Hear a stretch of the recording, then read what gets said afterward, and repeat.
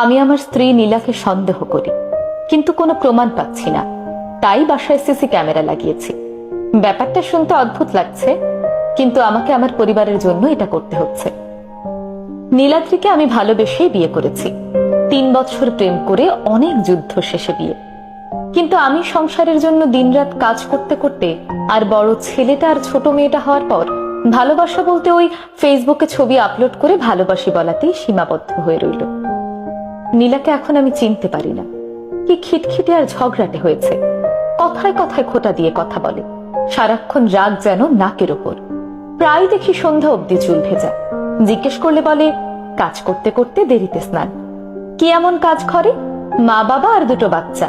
ভাব এমন যেন মায়েদের মতো 15-20 জনের কাজ করছে। কোনো কাজ ঠিক মতো করে না। একটা জিনিস পাওয়া যায় না। মাঝে মধ্যে শার্ট অব্দি আয়রন করা পাওয়া যায় না। রান্নায় কোনোদিন ঝাল বেশি তো কোনোদিন লবণ নেই। সারাক্ষণ অনলাইনে থাকে।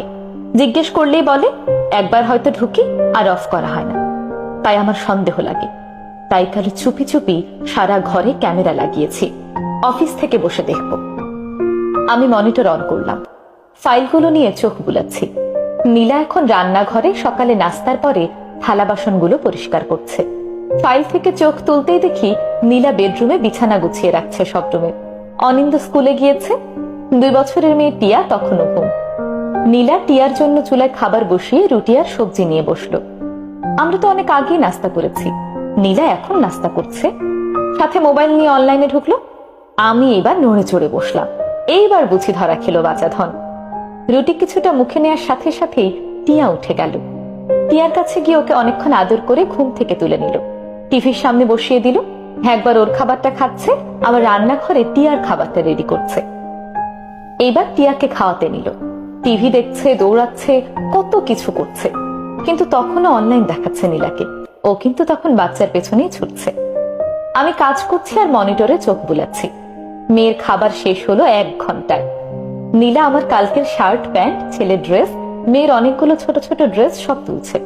বাথরুমে নিয়ে সব সাবান পানিতে রেখে আবার রান্নাঘরে গেল। ফ্রিজ থেকে মাছ মাংস নামিয়ে মাকে বলল তরকারি কেটে দিতে। ভাত আর টিয়ার জন্য খিচুড়ি তুলে দিয়ে একটা কাপড় নিয়ে ঘরের সব ফার্নিচার পরিষ্কার করছে। তখনও অনলাইন শো করছিল নীলাকে। মোবাইলে চোখ গেলে এসে ডাটা অফ করে। কাজ করছে, আবার রান্নাঘরে গিয়ে রান্নাও দেখছে। চুলায় একদিকে তরকারি দিল, আবার খুব দ্রুত পেঁয়াজ কেটে চুলায় পেঁয়াজ